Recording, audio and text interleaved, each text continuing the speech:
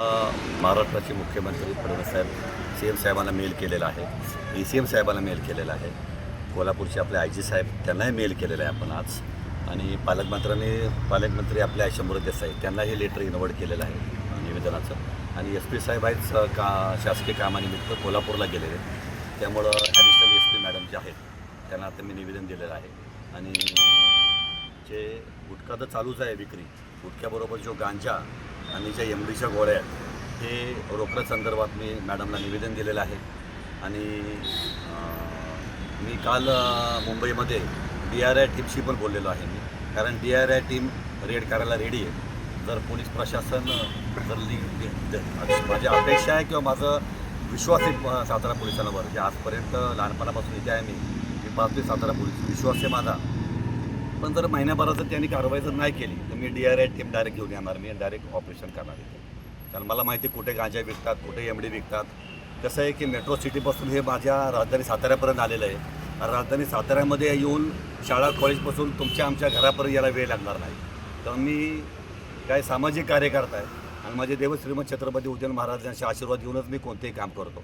त्यामुळे हे एमडीसारखं गांजासारखे जर नशिली पदार्थ थांबत नसतील इथे तर मला 100% DRIची मदत घ्यावी लागेल. आणि DRI त्याचं मी बोलून घेतलेलं आहे. तसे DRIच्या लोकांनी मला आश्वासन दिलेले आणि मला बोलले तुम्ही स्पॉट दाखवा, आम्ही डायरेक्ट रेड करायला तयार. डिझेलपेक्षा गुटखावाल्यांचे नेटवर्क स्ट्रॉंग आहे. नाही असं नाही म्हणू शकत आपण, कारण लोकल नाही आहेत. गुटखावाला म्हणजे बाहेरून इथे येता येते आणि लोकल मी कोणाच्या पान टपरीवर कोणावर मी हे करत नाही, त्याच्यावर कधी आपण नाही. पण मी आता अक्षरशः माझ्याकडे 4 स्पाय कॅमेरे मागवलेत. आता मी माझे स्पाय कॅमेरे माझ्याकडे आलेले. मी 8-10 दिवस बघणार रेड किती पडतात, काय पोलीस प्रशासन करते. नाही तर मी स्पाय कॅमेरे करून प्रूफ रेडी करणार आणि DRI टीमला पाठवणार. DRI टीम यायला तयार. आता रक्षक ग्रुपनं बोरगावला जो साठा पकडलेला त्या संदर्भात काय झालं पुढे? आता रक्षक प्रतिष्ठानने तिथे त्यावेळेला आमचे मनोज भाऊ होते, शेजारीच आहेत. मनोज भाऊंनी त्यावेळेला तिथं गाड्या पकडल्या, कारवाई केली. त्यांना कारवाईची पोलिसांनी त्यावेळेला आश्वासन दिलं किंवा त्यांनी त्यावेळेला मदतही पोलिसांनी केली, बोरगाव पोलिसांनी. पुढे काय मी काय माहिती घेतली नाही यातून काय त्यांनी अजून केलं. ते गुटखा त्याचा ठेवला आहे, त्या गुटख्याची जप्त करून विल्हेवाट लावली. मी काय परत माहिती घेतली नाही. पण मला एक ट्रकभर म्हणून मला पाहिजे. मला 4-5 पोत्यांनी माझं पोट नाही भरणार. कारण जो साठा जिल्ह्यामध्ये येतोय, जो गांजाचा साठा जिल्ह्यामध्ये येतोय, तर एमडीसारख्या जर गोळ्या इथं ओपनली विकल्या जातात आणि तुम्हाला माहिती नाही हे बॅक कवर असतं ना मोबाईलच्या, बॅक कवरच्या पाठीमागं गांजाच्या पुढ्या ठेवायला लागले, मुलं आणि मुली ठेवायला लागले. हे दुर्दैव भाग आहे जिल्ह्यासाठी. चक्रीचं प्रमाण पण साताऱ्यात बरेच ठिकाणी चालू झाले. चक्रीचं चाले प्रमाण बरोबर 100%. पण अगोदर आपण जे कॉलेजच्या मुलामुलींना हानिकारक आहे याच्यावर आपण सुरुवातीला आपण ॲक्शन घेतोय, नंतर बघू चक्रीचं पण आपण. पण हे गरज आहे आता. हे मुद्दे घेतले होते, अर्धवट सोडले, आपण शेवटपर्यंत जाणार आहे. शेवटपर्यंत करणार मी. त्यामुळं माझा स्वभाव वेगळा आहे. मी राजकीय माणूस नाही, मी सामाजिक कार्यकर्ता आहे आणि देश सेवा करतो, समाजसेवा करतो. त्यामुळे मला माहिती आहे ॲक्शन नाही झाल्यावर कोणत्या टीमचं कोणालाही वर इन्व्हॉल्व करायचं हे चांगलं मला माहिती आहे. त्यामुळे मी शेवटपर्यंत प्रयत्न करणार.